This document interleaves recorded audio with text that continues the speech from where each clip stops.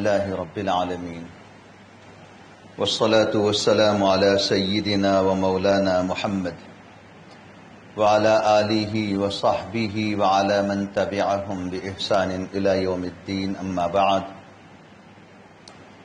فقد قال الله تبارك وتعالى في كلامه المجيد والفرقان الحميد أعوذ بالله من الشيطان الرجيم بسم الله الرحمن الرحيم سبحان الذي أسرى بعبده ليلا من المسجد الحرام إلى المسجد الأقصى الذي باركنا حوله لنريه من آياتنا إنه هو السميع البصير صدق الله العظيم. بزرگوں اور بھائیوں،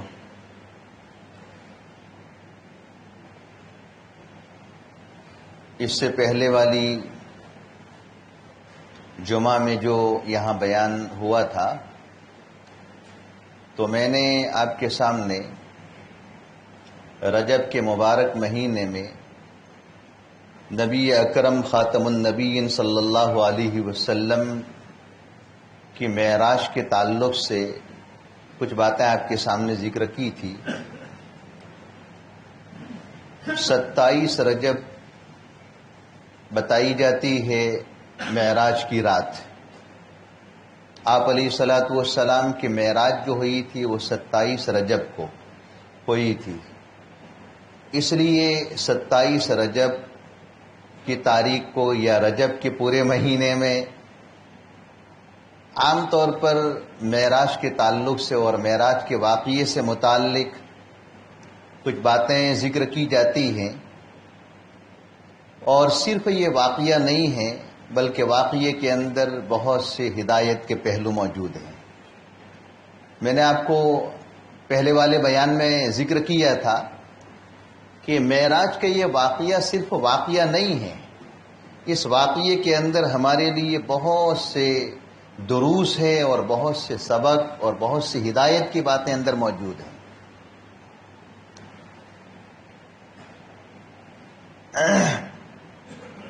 کافی باتیں میں نے آپ کے سامنے ذکر کر دی تھی.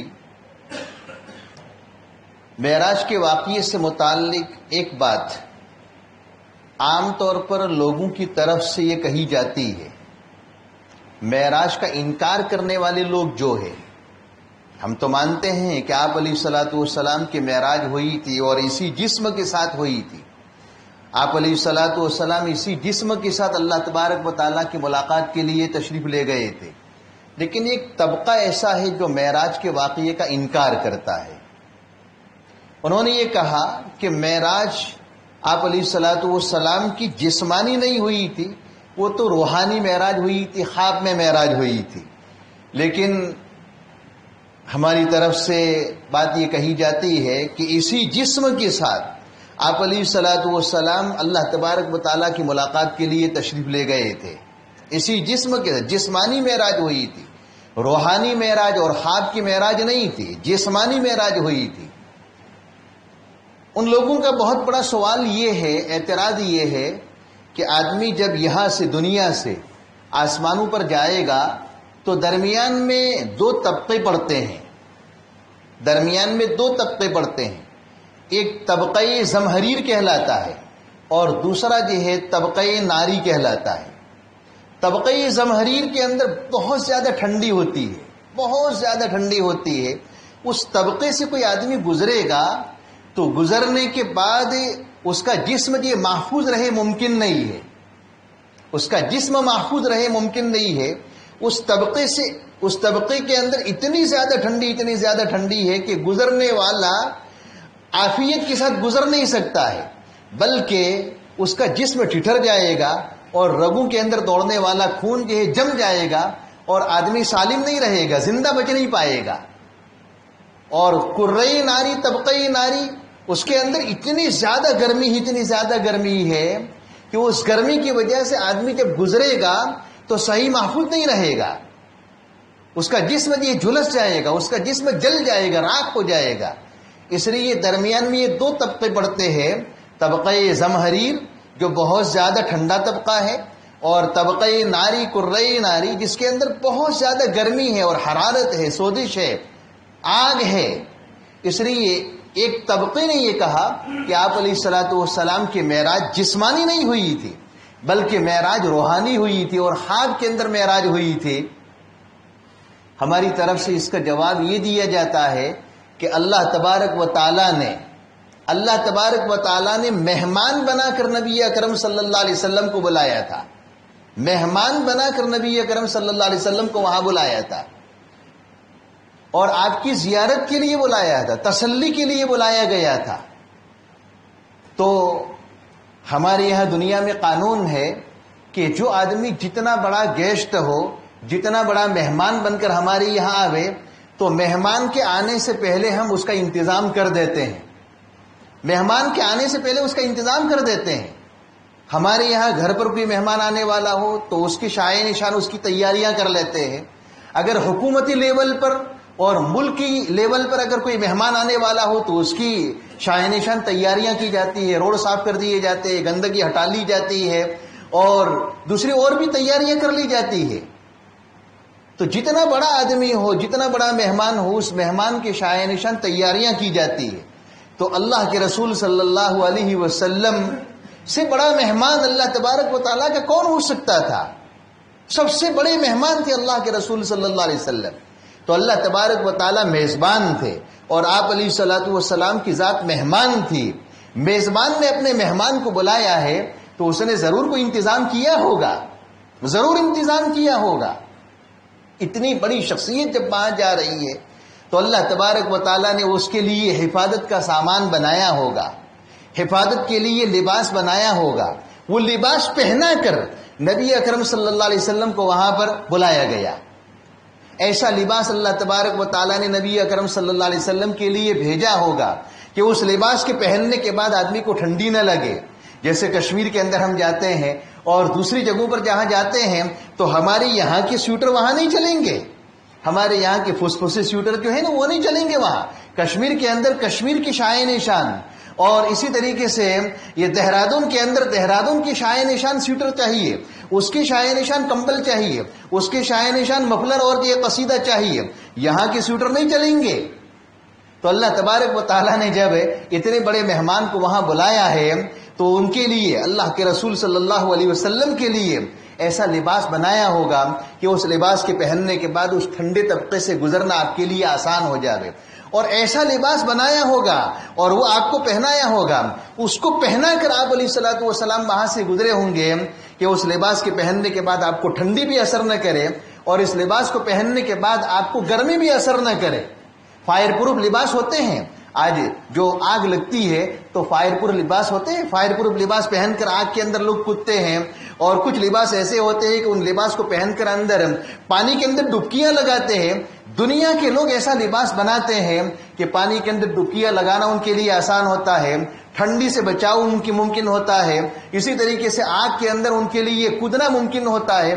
دنیا والے سب کچھ کر سکتے ہیں، تو کیا اللہ تبارک و تعالیٰ نے اتنے بڑے مہمان کو اور خاتم الانبیاء، سید المرسلین، سید الاولین، سید الآخرین، اتنی بڑی شخصیت کو بلایا ہو اور ٹھنڈے طبقے سے اور گرم طبقے سے گزرنے کے لیے کوئی لباس نہ بھیجا ہو؟ یہ کیا ہے؟ سمجھے ممکن نہیں ہے۔ اللہ نے وہ لباس بنا کر بھیجا ہے، اللہ نے وہ لباس نبی اکرم صلی اللہ علیہ وسلم کو پہنوایا اور اس لباس کو پہن کر آپ علیہ الصلوۃ والسلام وہاں سے گزرے۔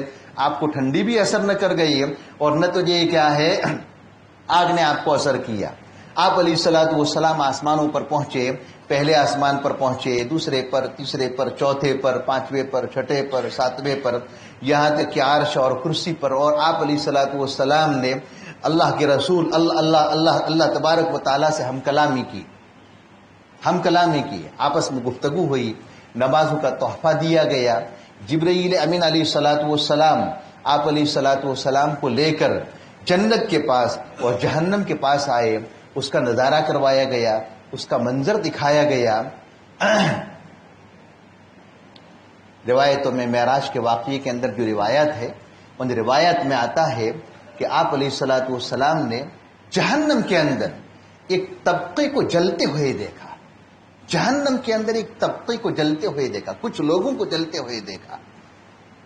کیسے جلتے ہوئے دیکھا؟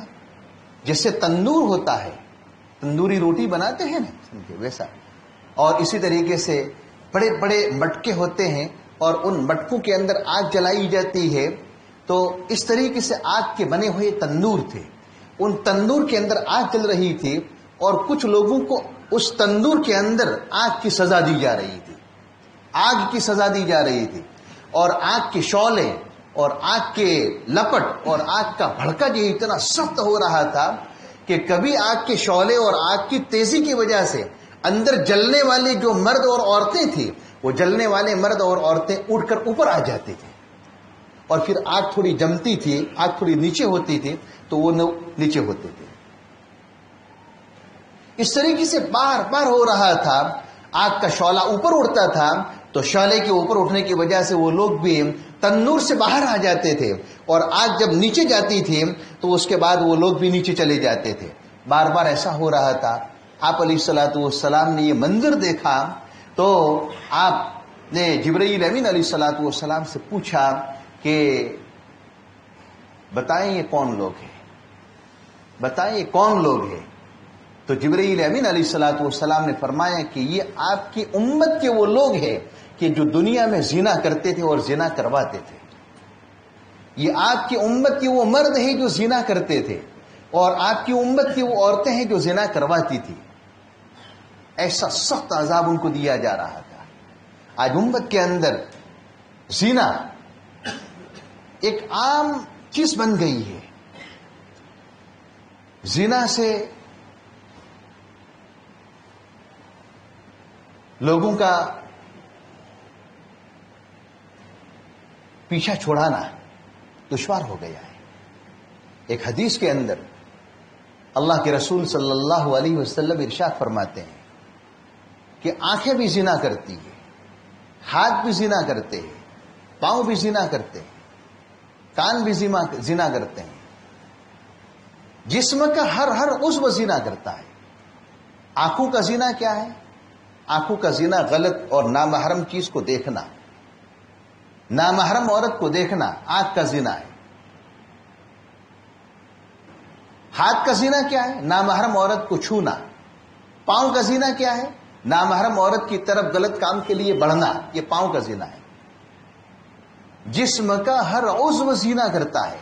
آنکھ کا زنا نامحرم عورت کو دیکھنا، یہ آنکھ کا زنا ہے۔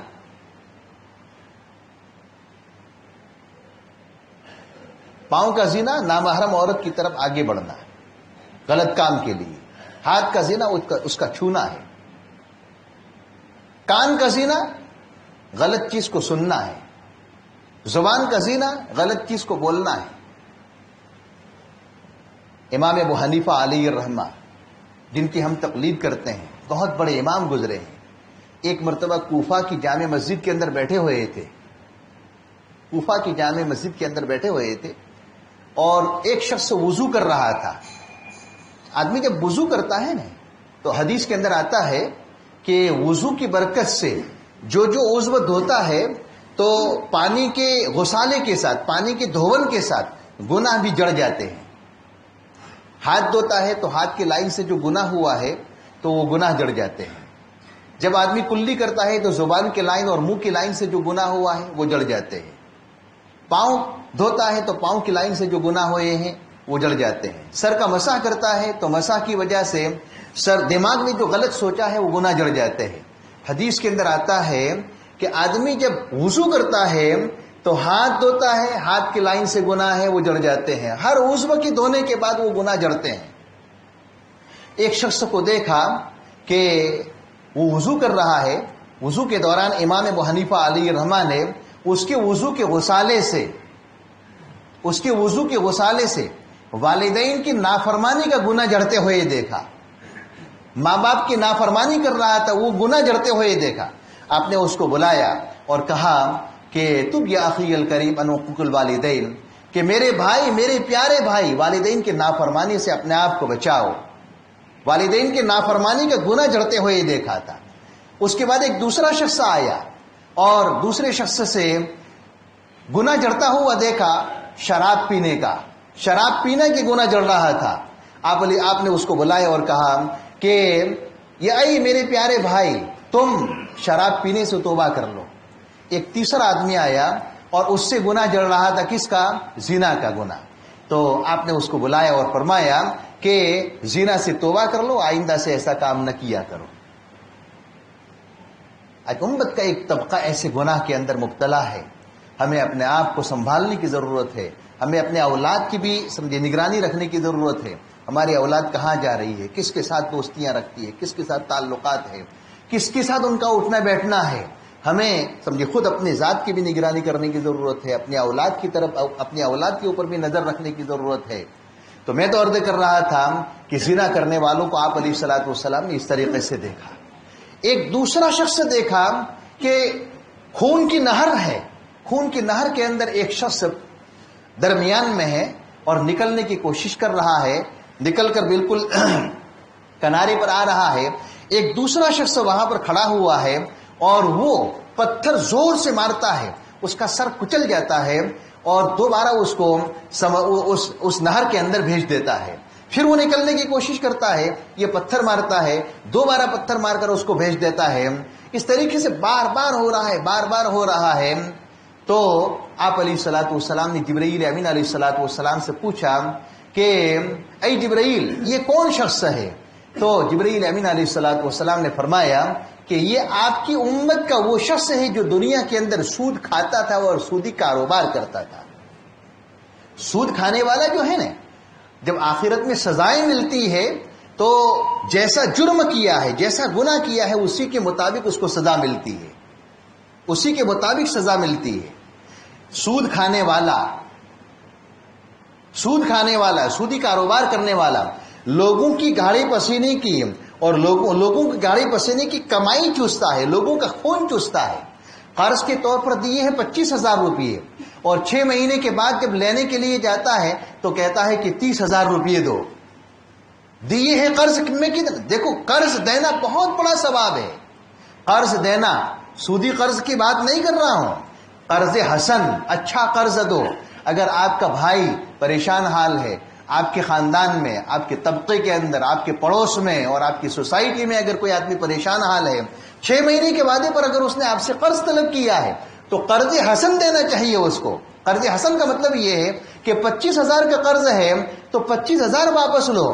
25,000 کا قرض دے کر اس سے یہ کیا ہے 30,000 واپس۔ پہلے سے معاہدہ مت کرو کہ دیکھو 25,000 دے رہا ہوں اور آئندہ جب دینے کے لیے آؤ گے 6 مہینے کے بعد یا سال کے بعد تو آپ کو 5% زیادہ دینا پڑے گا، یا یہ کہہ دیا کہ 30,000 دینا پڑے گا۔ نہیں، اس نے اپنی ضرورت پوری کرنے کے لیے بڑی مشکل سے آپ کے پاس سے 25,000 کا قرض لیا ہے اور اس کے پاس سے 5,000 روپئے زیادہ لوگے تو 5,000 زائد کہاں سے لائے گا وہ؟ یہ سود ہے، یہ ربا ہے، یہ بیاج ہے۔ آپ علیہ الصلوۃ والسلام نے فرمایا کہ پوچھا کہ کون ہے؟ کہا کہ یہ آپ کی امت کا وہ شخص جو سودی کاروبار کرتا تھا، سودی قرض دیتا تھا اور سود لیتا تھا، سود کھاتا تھا۔ اللہ کے رسول صلی اللہ علیہ وسلم نے ایک حدیث کے اندر ارشاد فرمایا کہ سود کے بعد میں 10 آدمیوں پر لعنت ہے، اس میں سود کھانے والے پر بھی لعنت ہے۔ لعن اللہ آکل الربا، اللہ کی لعنت ہے سود کھانے والے پر، یعنی سود لے رہا ہے وہ منہ کی لہو، اور سود دینے والے پر بھی، لینے والے پر بھی سود لعنت ہے اور دینے والے پر بھی لعنت ہے۔ اب دینے والا تو مجبور ہے، دینے والا تو مجبور ہے تو لینے والے کے اوپر گناہ زیادہ ہوگا اور دینے والے نے مجبور ہو کر دیا ہے تو اس کا گناہ کم ہوگا، لیکن بہرحال گناہ دونوں کے لیے ہے۔ تو میں عرض کر رہا تھا کہ اگر پڑوس میں، بھائیوں میں، بہنوں میں اور رشتہ داروں میں، سوسائٹی میں، کنبے قبیلے کے اندر اگر ضرورت مند ہے اور آپ کے پاس اللہ نے وسعت دی ہے تو اس کی ویسے ہی مدد کرنا چاہیے، اور قرض کے طور پر لینے کے لیے آیا ہے تو اس صورت میں قرض اس کو دینا چاہیے، قرض کے اوپر یہ سود اور پیسہ سمجھے بڑھا کر اس کو قرض نہ دینا چاہیے۔ جبرائیل امین علیہ الصلوۃ والسلام نے فرمایا کہ یہ آپ کی امت کا سودی کاروبار کرنے والا اور سود لینے والا اور دینے والا شخص، سود کھانے والا شخص ہے۔ اس کو ایسی سزا کیوں دی گئی؟ ایسی سزا اس لیے دی گئی کہ سود کھانے والا جو ہوتا ہے وہ لوگوں کا خون چوستا ہے، لوگوں کا خون چوستا ہے، اس لیے اس کو آخرت میں سزا دی گئی ہے کہ خون کا پورا سمندر ہوگا، خون کی پوری ندی ہوگی، نہر ہوگی، اس نہر کے اندر اس کو ڈبویا گیا اور اس نہر کے اندر سمجھو اس کو سزا دی گئی۔ بہرحال یہ معراج کا واقعہ ہے.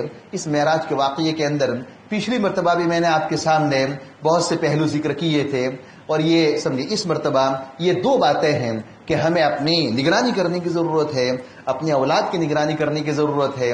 ہماری اولاد کہاں جا رہی ہے، کس کے ساتھ تعلقات ہے، نامحرم کے ساتھ تعلقات نہ ہو، نامحرم عورتوں کے ساتھ تعلقات نہ ہو. ہم اپنے آپ کو بچائیں سودی کاروبار سے، سودی لین دین سے اپنے آپ کو بچائیں، معاشرے کو پاک اور یہ صاف رکھیں. اللہ تبارک و تعالیٰ کہی ہوئی باتوں کے اوپر ہم سب کو عمل کرنے کی نیک توفیق عطا فرمائے. وآخر دعوانا ان الحمد للہ رب العالمین.